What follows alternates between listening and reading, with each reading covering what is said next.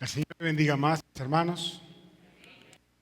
Es un gozo alabar el nombre de Dios, cantar junto con ustedes, junto con la iglesia, cantar junto a los ángeles que alaban continuamente el nombre de Dios, cantar junto a la naturaleza que dice la Biblia adora a Dios. Cuando ruge el mar es una alabanza a Dios. Cuando usted oye las aves cantar, entonan alabanzas al Señor. Si toda la creación alaba a Dios solo por el hecho de ser creados por Dios, ¿cuánto más nosotros tenemos más que motivos para alabar, glorificar, exaltar el nombre de nuestro Dios? Quiero invitarle una vez más a que me acompañen al libro de los Hechos, capítulo 2. Permítame leer una vez más la porción que se leyó al principio de Hechos capítulo 2, versículos 42 al 47. Dice así la palabra del Señor: y se dedicaban continuamente a las enseñanzas de los apóstoles, a la comunión, al partimiento del pan y la oración. Sobrevino temor a toda persona, y muchos prodigios y señales eran hechas por los apóstoles. Todos los que habían creído estaban juntos y tenían todas las cosas en común. Vendían todas sus propiedades y sus bienes y los compartían con todos, según la necesidad de cada uno. Día tras día continuaban unánimes en el templo y partiendo el pan en los hogares, comían juntos con alegría y sencillez de corazón, alabando a Dios y hallando favor con todo el pueblo. Y el Señor añadía cada día al número de ellos los que habían siendo salvados, los que iban siendo salvados. Vamos a orar a Dios para que una vez más, por su palabra, Él pueda instruirnos y enseñarnos en esta mañana. Padre, gracias queremos darte, porque al estar tu pueblo reunido en este lugar y habiendo abierto tu palabra, te pedimos que tú la uses cual espada de doble filo, así como ella misma se describe, que entre y penetre hasta partir los tuétanos y discernir las intenciones incluso de nuestro corazón. Pero así como cual espada pueda herir nuestras almas, también cuan ungüento, cuan agua, cuan pasto verde también pueda saciarnos, pueda sanarnos, pueda limpiarnos. Oh Dios, usa tu palabra por el poder de tu Espíritu. Permite que tu Espíritu Santo sea el que lleve cada palabra a cada corazón necesitado en esta mañana. Y que tú seas honrado, que tú seas glorificado, exaltado en medio nuestro. Es nuestra oración. Una vez más, te bendecimos, te alabamos, te damos muchas gracias por el privilegio de estar delante de ti. Oramos en el nombre de Jesús. Amén. Pueden sentarse, mis hermanos.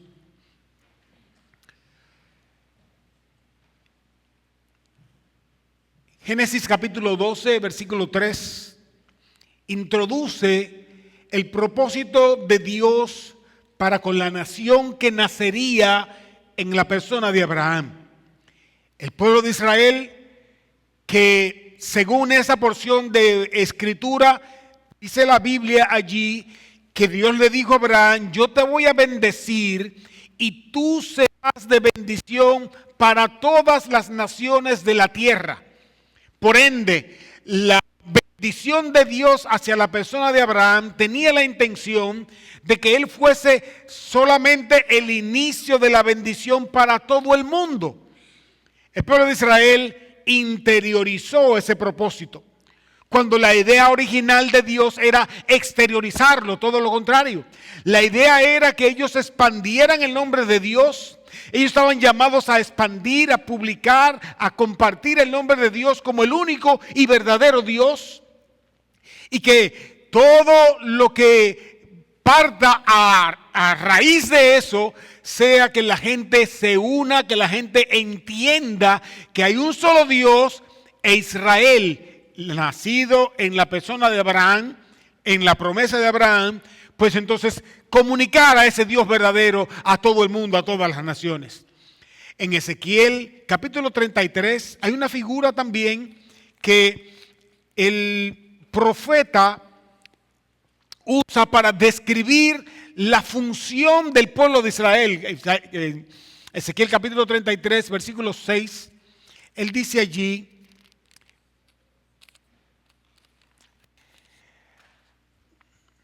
pero si el centinela ve venir la espada y no toca la trompeta, y el pueblo no es advertido, y una espada viene y se lleva a uno de entre ellos, él será llevado por su iniquidad, pero yo demandaré su sangre de mano del centinela, del mano que estaba para advertir a los demás. Dice el versículo 11, además: diles, vivo yo, declara el Señor, que no me complazco en la muerte del impío, sino que el impío se aparte de su camino y viva. Volveos de vuestros malos caminos, dice el Señor. El propósito de Dios con el atalaya, con el centinela, era que éste fuese y se parara y avisara a todo el mundo acerca de la verdad de Dios, del juicio de Dios, y se arrepintiera. Dice Dios: yo no quiero la muerte del impío, yo quiero que vuelvan a mí, yo quiero que me miren a mí, yo quiero que me conozcan a mí. Esas figuras que vemos en el Antiguo Testamento hablando de la misión que debía cumplir el pueblo de Israel, inclusive lo vemos en los salmos de adoración a Dios. Los salmistas, el pueblo de Israel cantaba, el Salmo número 86, versículos 9 al 10, todas las naciones que hiciste vendrán y adorarán delante de ti, Señor. Él dice, todas las naciones que hiciste, no solamente el pueblo de Israel. El llamado era para que todas las naciones creadas por Dios vengan y adoren delante de Dios y glorificarán tu nombre, porque tú eres grande y hacedor de maravillas. Solo tú eres Dios. Israel debía cumplir el propósito de extender a la persona de Dios. Ellos hicieron entonces todo lo contrario. Si nosotros sabemos de historia, sabemos que Israel fracasó en ese propósito de Dios. El propósito de Dios de expander a Dios, a su persona, a su palabra, Israel no lo cumplió. Ahora bien, toca a nosotros, mis hermanos, hacernos eco de la palabra dicha por el apóstol Pedro en el capítulo 2, primera de Pedro capítulo 2. Mire conmigo cómo lo dice él. Primera de Pedro capítulo 2, versículos 9 y 10. La palabra de Dios dice así: mas vosotros sois linaje escogido, real sacerdocio, nación santa, pueblo adquirido por posesión de Dios, con un propósito, a fin de que anunciéis las virtudes de aquel que os llamó de las tinieblas a su luz admirable. Aquel que nos llamó de la luz admirable, nosotros tenemos que anunciar sus virtudes. La pregunta no es simplemente ¿qué vamos a hacer? Ya sabemos qué vamos a hacer. Vamos a anunciar las virtudes de aquel que nos llamó de las tinieblas a su luz admirable. Ahora, para entender el cómo debemos hacerlo, ahí entonces yo quiero que veamos en detalles cómo la iglesia primitiva lo hizo. Y yo he titulado este mensaje como una iglesia impactante. Una iglesia que sabe impactar el mundo, una iglesia que sabe impactar el medio en que se desenvuelve. Hechos capítulo 2, versículo 42 al 47, nos vamos a detener allí a mirar 4 cosas que hacen de esta iglesia una iglesia impactante. En primer lugar, vamos a ver que esta era una iglesia que tenía una vida espiritual creciente, mostrado por algunas características que vamos luego a ver. En segundo lugar, vamos a ver que hay una demostración práctica de sincero amor en esta iglesia. Esta iglesia aún naciente, muestra muchas evidencias de un amor práctico y sincero. En tercer lugar, veremos que hay una sensibilidad real hacia las necesidades comunitarias. Y finalmente, vamos a ver que una iglesia impactante es una que con una satisfacción plena, emocional y social, produce los lógicos frutos de su trabajo.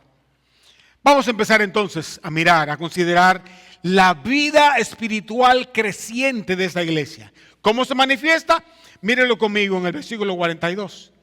Él dice: se dedicaban continuamente. Yo quiero llamar la atención sobre la palabra continuamente, porque esa dedicación continua era a 4 elementos. Hay 5 cosas que esta iglesia hacía de manera constante, de manera consistente. En primer lugar, se dedicaban continuamente a la enseñanza de los apóstoles. Se dedicaban continuamente a la comunión. Se dedicaban continuamente al partimiento del pan y se dedicaban continuamente a la oración. En primer lugar, dice este texto que ellos se dedicaban continuamente, de una manera incesante, a la palabra de Dios. Mis hermanos, yo veo en estos hermanos esta comunidad de nuevos creyentes, porque déjenme decirle, estamos a la altura de Hechos capítulo 2, en el versículo 42, el versículo anterior, ¿sabe qué decía? Versículo 41, mírenlo conmigo. Entonces los que habían creído su palabra fueron bautizados y se añadieron aquel día como 3,000 almas. ¿Sabe de quién estamos hablando ahí? Estamos hablando de un grupo de nuevos creyentes. Esos nuevos creyentes tenían un hambre, tenían una voracidad de la palabra de Dios, que es como lo describía Pedro en su primera carta, capítulo 2, versículo 2, dice: desead como niños recién nacidos la leche pura de la palabra, para que por ella crezcáis para salvación. He ahí entonces una iglesia que sabe desarrollar hambre por la palabra de Dios. Que lo que ellos querían era tener la solidez de la enseñanza apostólica. Y déjeme decirle, no estamos hablando aquí de cualquier enseñanza. No estamos hablando aquí de una clasecita o de cualquier cosa. Estamos hablando de la doctrina de los apóstoles. Los apóstoles eran quienes fijaron esas verdades, esas doctrinas que la iglesia debía creer. Y por ende, entonces, ellos tenían esta solicitud, esta hambre, esta necesidad de comer palabra de Dios. Usted sabe lo que dijo Jesús respecto de la comida. Jesús dijo respecto de la comida: no solo de pan habríamos de vivir, no solo de pan vivir el hombre, sino de qué, sino de toda palabra que sale de la boca de Dios. La Biblia, mis hermanos, la palabra de Dios tiene que ser nuestro principal alimento que consumamos todo el tiempo. Porque recuerde que la palabra interesante que llamó la atención el día de hoy es que se dedicaban continuamente. No era una vez a la semana, no era una vez al mes, no era una vez al año, era continuamente, en la mañana, en la tarde, en la noche, en todos los días, en todo lugar. Si una cosa, esta gente tenía hambre y sed, era de la palabra de Dios. Se dedicaban continuamente, en segundo lugar, dice la Escritura, a la comunión. La palabra comunión, koinonía, es conocida por su envolvente significado que denota, mis hermanos, una relación estrecha. Y estos hermanos tenían esa relación estrecha los unos con los otros. Ellos pensaron que ahora tenían una nueva familia.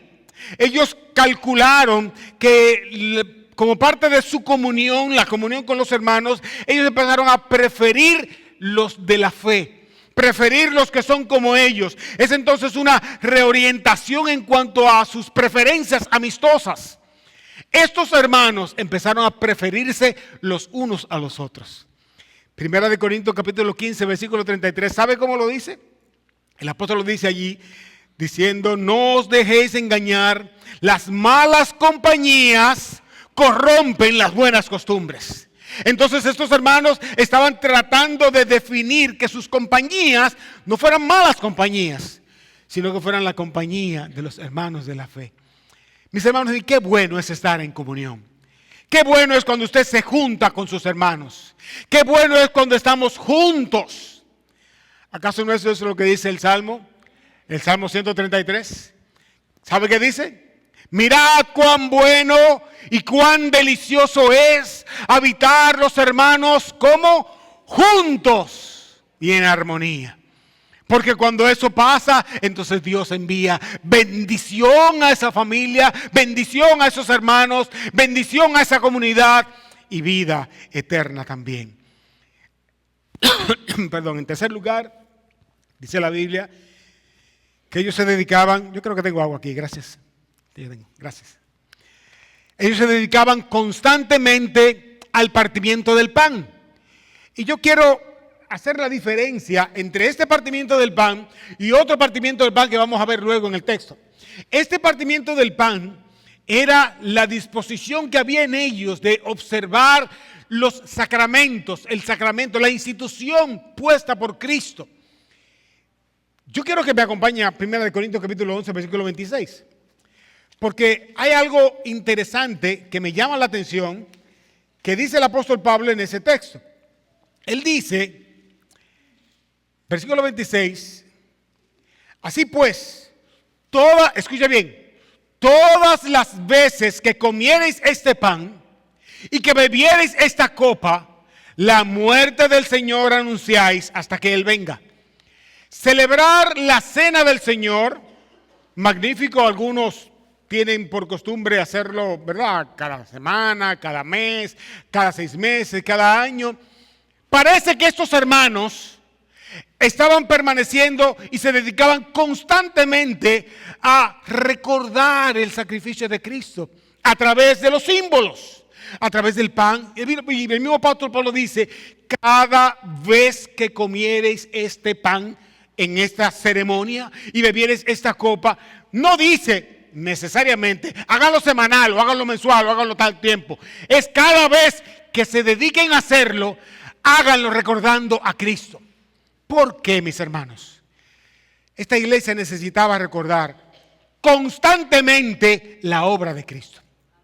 Esta es una iglesia entonces que en su inicio, como nuevos creyentes, están recordando siempre a Cristo, están recordando siempre la obra de Cristo, están recordando siempre que fueron perdonados por Cristo, que fueron salvados por Cristo, porque en su condición de pecado no había otra forma de acercarse al Padre, sino solo a través de Jesucristo.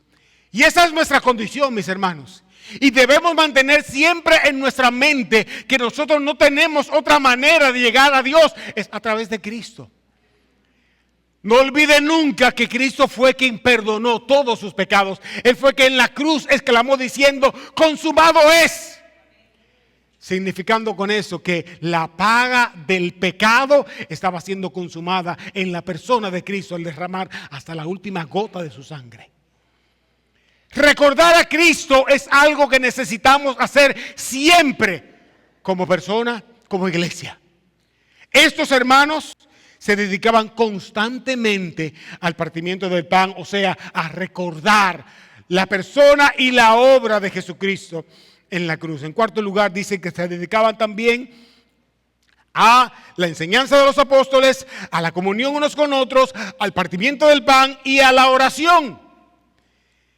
Esta iglesia naciente era una iglesia de oración. Amén, mis hermanos. Estos elementos se constituyen entonces en un termómetro de la vida espiritual de cualquier persona y de cualquier iglesia. O sea, usted quiere tener un termómetro bíblico para medir cómo va su crecimiento espiritual. Mídase aquí. Aquí está usted encajándose. Mídase cómo está su vida de oración. Cristo era uno que dependía de estar en la presencia del Señor. Yo le pregunto, ¿y si Cristo necesitó tanto la oración? Cristo necesitó tanto depender de Dios, estar en la presencia de Dios. ¿Sabe qué decía Cristo de sí mismo?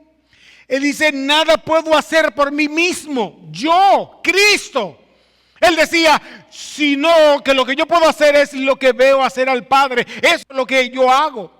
Jesús actuó siempre en subordinación a la voluntad de su Padre. ¿Usted recuerda la oración de Jesús en Getsemaní? Jesús oró de una manera siguiente. Él decía: Señor, si es posible, pasa de mí esta copa, pero que no se haga mi voluntad sino la tuya. Óigame qué nivel de oración tenía Jesús, que se despojaba totalmente de su propia voluntad y establecía como lo principal la voluntad de Dios. Mi pregunta es, cuando usted viene a Dios en oración, viene a Dios haciendo reclamos, viene a Dios diciendo: Señor, tú sabes, yo soy tu hijo, bendíceme. Bueno, en el caso de Jesús, yo aprendo algo diferente. Jesús le dijo al Padre: Padre, yo soy tu hijo y no quiero que se haga mi voluntad. Yo soy tu hijo y yo quiero que tú hagas tu voluntad en mi vida. Además de eso, hay una quinta cosa que podemos sacar del versículo 43. Dice que sobrevino temor a toda persona y muchos prodigios y señales eran hechas por los apóstoles. Mis hermanos, así como orábamos hace un ratito, yo creo también en el día de hoy en los prodigios y señales de parte de Dios. ¿Sabe por qué? Porque es el mismo Dios al que servimos. No perdamos nunca la capacidad de asombrarnos y de maravillarnos ante los milagros que Dios continuamente hace en medio nuestro. Ya he oído testimonio que hay gente que ha venido aquí, han tenido sentencia de muerte y Dios lo ha levantado, Dios lo ha restituido. Yo creo en ese Dios. Yo creo en el Dios que hace milagros. Quizá no los milagros que nosotros quisiéramos que Él haga, porque sí, yo quisiera que Dios haga otros tantos milagros, pero hay milagros que son pequeñitos, pero no dejan de ser un milagro de Dios. Y déjeme decirle, el hecho de que usted esté vivo y en este lugar, alabando el nombre de Dios, yo no sé cómo lo cuenta usted, yo lo cuento como un milagro de Dios. El hecho de ser guardado, algunos vienen manejando, algunos vienen en guagua, lo que sea, son milagros que Dios hace, mis hermanos, a favor de usted, a favor mío, a favor de su pueblo. No perdamos nunca de ver la ocasión de los milagros de Dios. ¿Tiene usted capacidad para comer? Yo conozco millonarios que no pueden comer. ¿Tiene usted la capacidad para andar, para correr, para saltar? Yo conozco mucha gente que desearía tener el privilegio que tiene usted, que tengo yo. Pues déjeme decirle, eso es un milagro de Dios. Alabe a Dios por los milagros. No se canse de contar los milagros de Dios. Usted tiene peticiones de oración. Yo sé que sí. Y cuando usted ve la respuesta de Dios, cuéntelo. Cuente los milagros de Dios. Cuéntele a los demás para que todos juntos podamos testificar. Dios es grande, Dios es bueno, Dios es maravilloso, misericordioso. Dios opera milagros todavía en medio nuestro. Otra vez, si quieres tener un termómetro para medir tu crecimiento espiritual, pregúntate a ti mismo: ¿siento yo hambre, deseo, necesidad de la palabra de Dios cada día? ¿Busco yo una ocasión para tener comunión con mis hermanos? ¿Necesito yo tener comunión con mis hermanos? O a lo mejor no, yo no soy de ese tipo de gente que le gusta estar. No, mi hermano. Si usted no tiene comunión con sus hermanos, hay algo que no va bien en su vida. La comunión es necesaria para el cuerpo de Cristo. ¿Busco yo escenario donde pueda recordar y aún hasta predicar a Jesucristo, a lo que Cristo hizo, su obra? ¿Fomento yo una vida de oración? ¿Estoy presto para publicar, compartir los milagros de Dios en mi vida? Otra vez, mis hermanos, no nos cansemos y no perdamos la capacidad de asombrarnos ante los pequeños y los grandes milagros de Dios. Esta es una iglesia entonces que tenía esa vida espiritual creciente, mostrada en esos aspectos. En segundo lugar, esta es una iglesia que dice el versículo 44, que tenía una demostración práctica de sincero amor. Este texto dice, todos los que habían creído estaban juntos y tenían en común todas las cosas. Juntos es lo que describe Lucas a estos hermanos. Todos estaban juntos, estaban allí unidos, estaban allí en compañerismo, estaban allí solidarizándose cada uno con las necesidades de los demás. En el versículo 32 del capítulo 4 dice, la multitud de los que habían creído eran de un solo corazón y un alma, y ninguno decía ser suyo propio nada de lo que poseía, sino que lo tenían en común todas las cosas. Mis hermanos, allí el amor estaba por las calles, allí estaba rodando, que no importa la necesidad que tú tengas, tú eres mi hermano y aquí estoy yo para ayudarte. Tú eres mi hermano y aquí estoy yo para servirte. Tú eres mi hermano y aquí ya estoy yo para solidarizarme contigo. La iglesia impactante es una iglesia solidaria. Una iglesia solidaria para el interno, para lo de afuera también, pero principalmente para los hermanos. Cuando oramos, le pedimos, Señor, que bendiga y que cuide, que guarde los hermanos. Principalmente, sí, los que están en la fe. Mayormente a los hermanos en la fe. El libro de Santiago, capítulo 2, versículos 15 y 16, Santiago lo dice de la siguiente manera. Si un hermano o una hermana no tiene ropa y carecen del sustento diario, y vosotros le decís, id en paz, calentaos y saciaos, pero no le dais lo necesario para su cuerpo, ¿de qué sirve? ¿De qué aprovecha?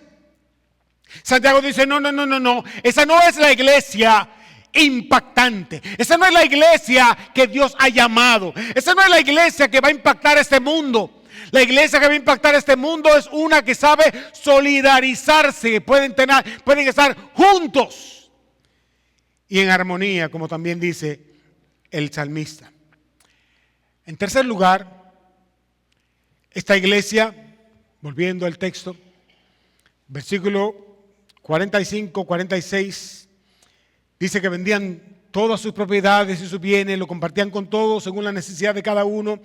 Y día tras día continuaban unánimes en el templo y partiendo el pan en los hogares, comían juntos con alegría y sencillez de corazón. Fíjese que establecía ahorita que había una diferencia entre el partimiento del pan primero y este partimiento del pan. Este partimiento del pan era que había esa sensibilidad a las necesidades de la comunidad. Una necesidad que en ese momento el hambre, mis hermanos, era algo serio. En el momento histórico en el que esta iglesia nació, era un ambiente de mucha crisis. Entonces, esa necesidad de los hermanos era la agenda número 1 de la iglesia. Y eso de partir el pan en los hogares, de lo que habla es que había comida en abundancia, habían banquetes y todos podían venir y comer. Sí, así mismo como lo dice, ellos comían con alegría. Ellos comían juntos, con alegría y con sencillez de corazón. Había comida en la casa de Dios. Había comida en las familias de la iglesia. Y esa comida que había en la iglesia, que había en las familias de la iglesia, también se extendía a toda la comunidad. Por eso, es que dice el versículo 47, que ellos, como iglesia, tenían una actitud de alabanza al nombre de Dios y hallando favor con todo el pueblo. Ese favor, mis hermanos, con todo el pueblo, de lo que involucraba era todo lo que la iglesia hacía. No era simple y solamente para los hermanos de la iglesia, si era principalmente para los hermanos de la iglesia. Pero eso caía y eso seguía rodando. ¿Te recuerda aquella mujer que le dijo al Señor? El Señor le dijo, mira, yo pudiera sanarte, pero yo fui enviado a los hijos de Israel. Y yo tengo una prioridad y es con los hijos de Israel. Esa mujer sirofenicia le dijo, sí Señor, pero mira, aún los pobres comen de las migajas que caen de la mesa. ¿Sabe que ella dijo Jesús, qué gran fe tiene esta mujer? Porque ella sabe, sí, ciertamente, que hay una prioridad en la agenda de Dios y es en la iglesia, en suplir a las necesidades de la iglesia. Pero también, haciendo eso, podemos extender y beneficiar a otros. Y déjeme decirle, el testimonio de poder beneficiar a otros se convierte en un instrumento de evangelismo también para las demás personas.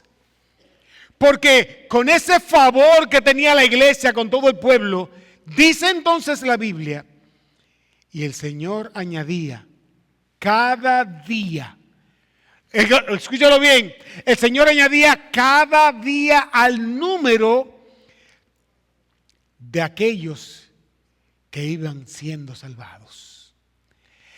La estrategia comunitaria, la estrategia de servir a la comunidad, la estrategia de ser un testimonio a los demás se convierte también en una herramienta evangelística.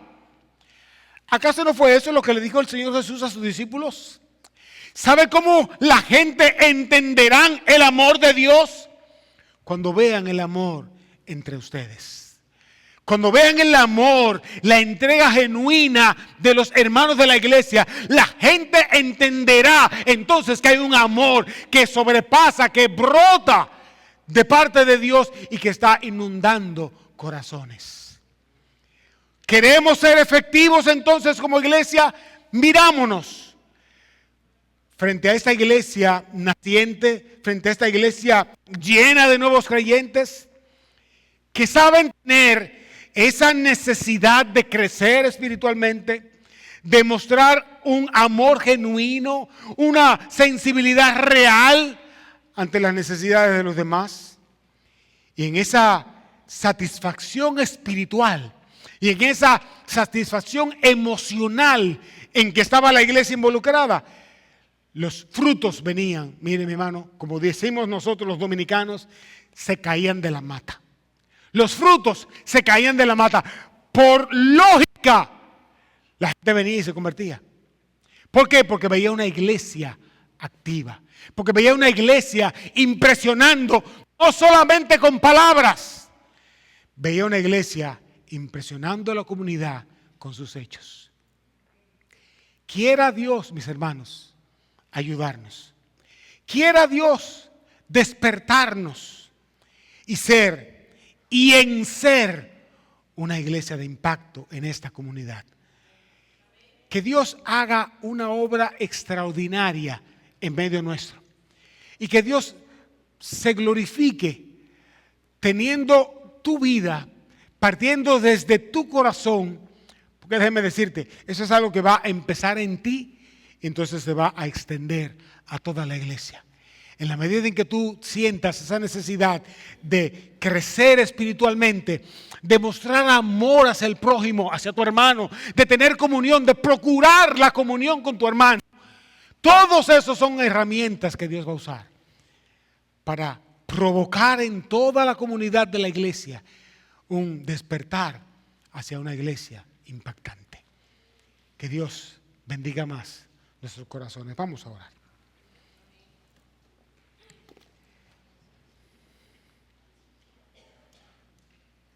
Nuevamente, Señor, estamos en tu presencia y agradecidos porque tú eres bueno y tú nos das tu palabra como la manera de retarnos a hacer lo que tú nos mandas.